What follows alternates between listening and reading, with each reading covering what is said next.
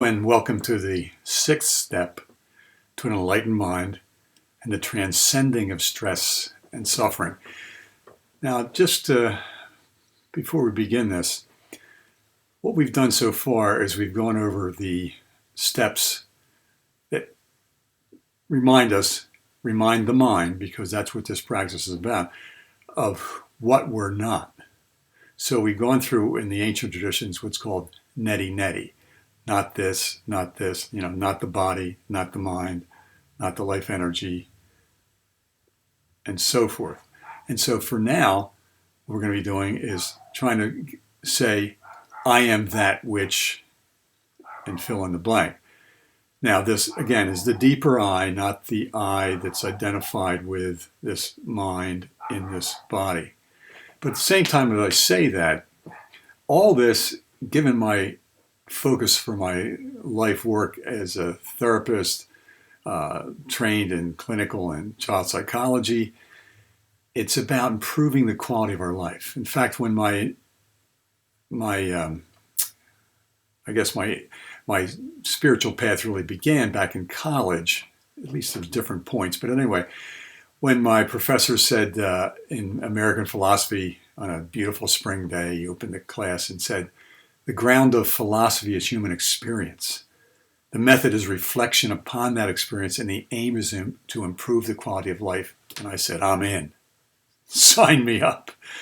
Well, I went from philosophy in graduate school on to clinical and child psychology. And in that, I realized that helping adults really improve their lives also involved my knowing what the child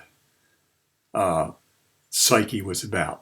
And so that way, being able to work with children and with all ages, I was more of a generalist in helping people find the hope they needed to go on with their lives, whether they're a child or whether they were an elderly person.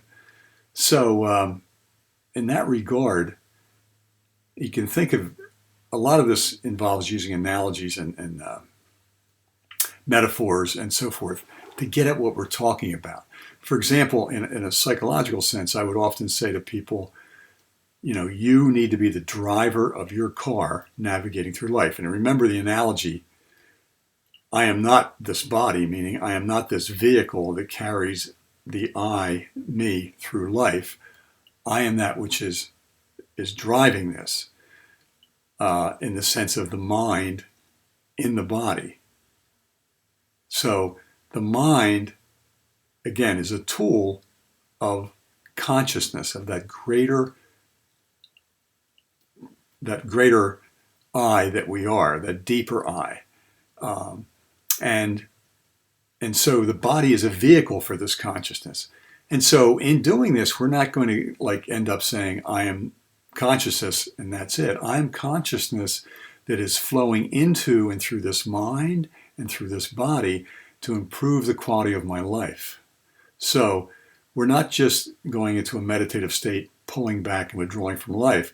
We're actually tapping into that deeper I, into that vast reservoir, that consciousness that we are, that vast intelligence. Again, as I said, you don't think, heartbeat, breathe, digest my food,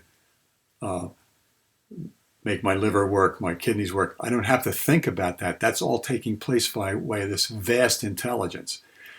It's like when we were children, some of us may have taken a magnifying glass and held it up to catch the sun's rays and burn a hole in a brown leaf. Or some of the kids I knew who were more sadistic tried to burn ants. But anyway, the point is, our mind is like that magnifying glass. And it's very powerful when we hook it up to the consciousness that's within us and can direct it. And what we believe, again, when I mentioned Bruce Lipton and the biology of belief is powerful. So what our mind believes or focuses on, using that energy from consciousness, is very powerful. So anyway, this section we're going into, these next steps are really about trying to tap into that which we are that cannot be spoken about, cannot be seen, heard, and as the ancient teachings go, I am that which sees but cannot be seen. Now, your body and your eyes can be seen, but you who are seeing through the body and through the eyes cannot be seen. I am that which hears but cannot be heard.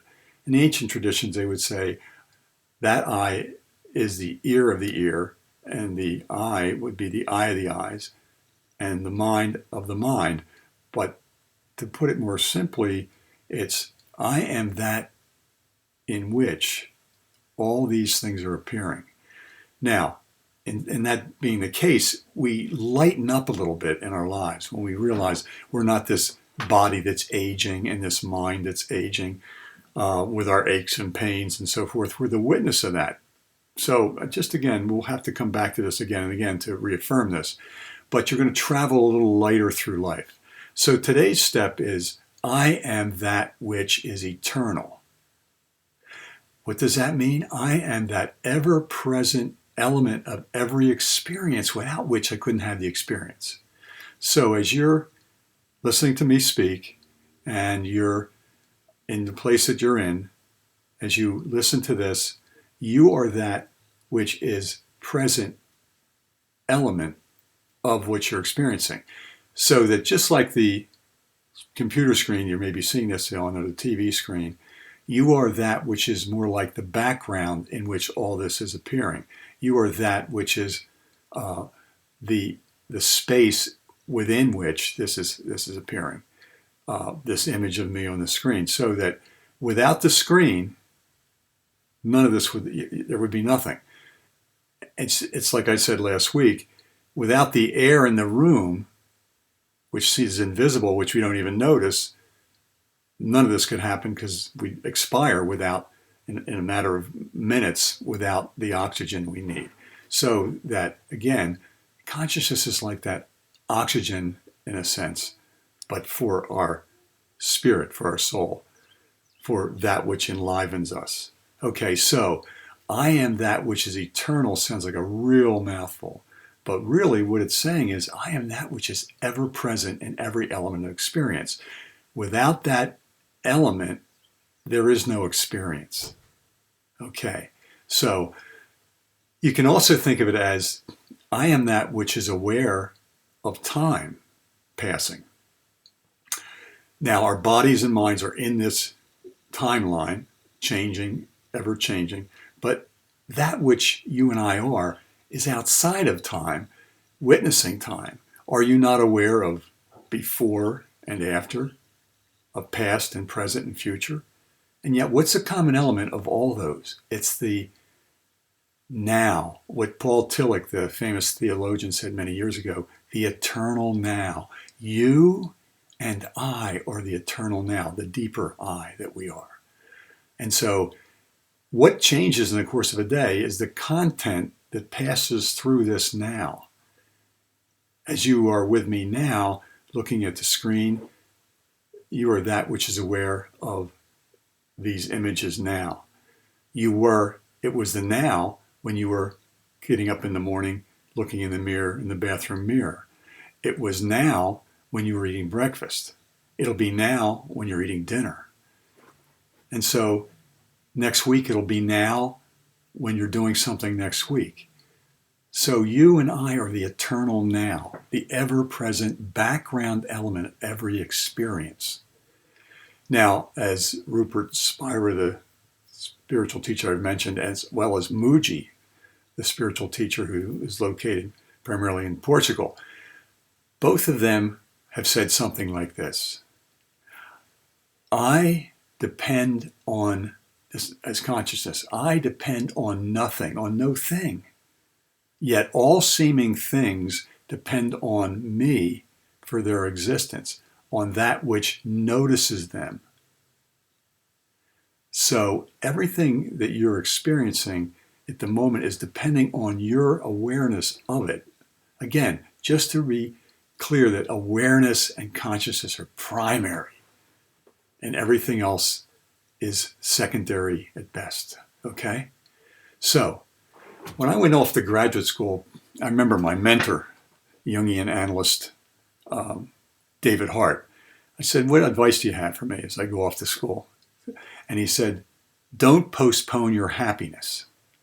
And what was interesting about that came to me as I was in graduate school. Okay, right now, I was in graduate school, so the now was then.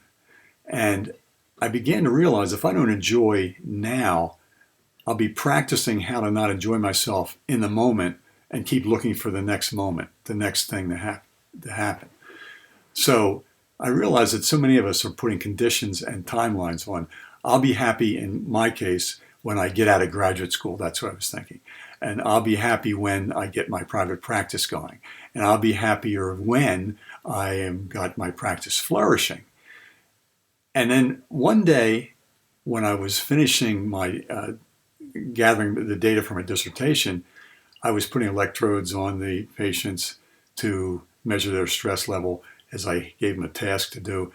And I began to think ahead of that weekend when I would be going up to Cape Cod with friends on this beautiful cottage on the bluffs overlooking the ocean.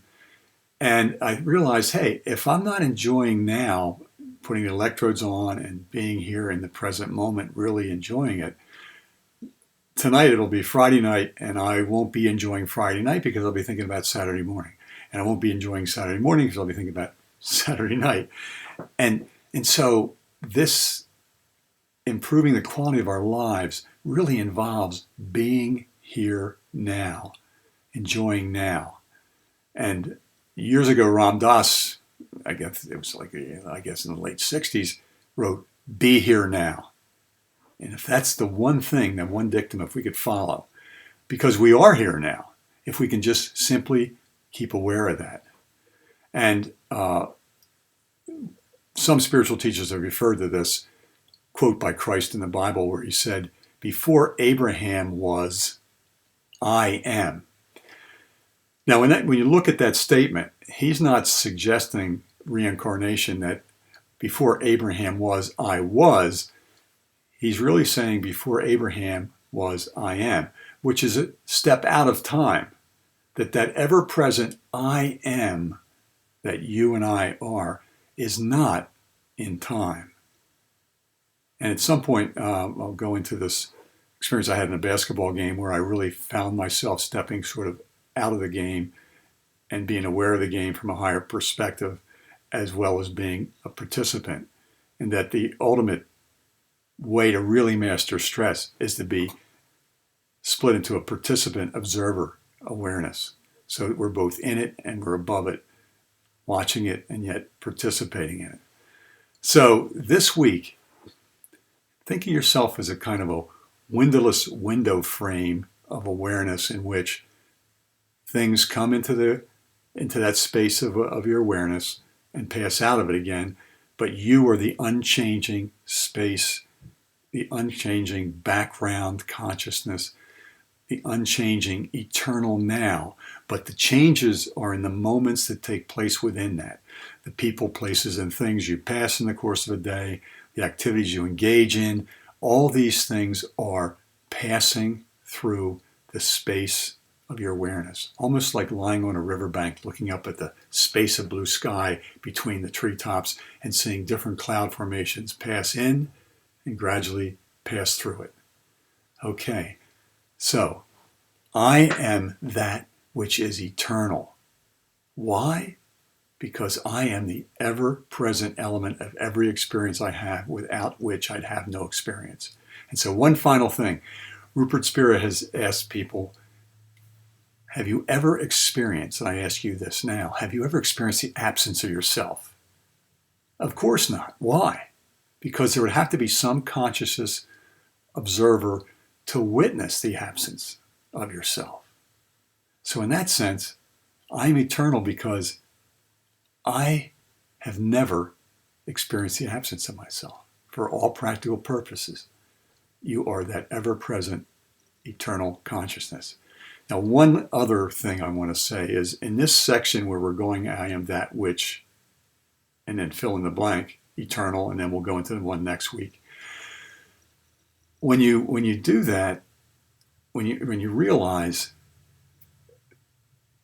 that, as I've said before, words are the withered leaves I fling into my spirit's bubbling spring, because that which we are cannot be described. You can only be aware of what you're not, all this, but you can't be aware of what you are. You can only be what you are and be conscious of being what you are and bring that quality into your everyday life and improve the quality of your life and the enjoyment and the enthusiasm that you can have for it.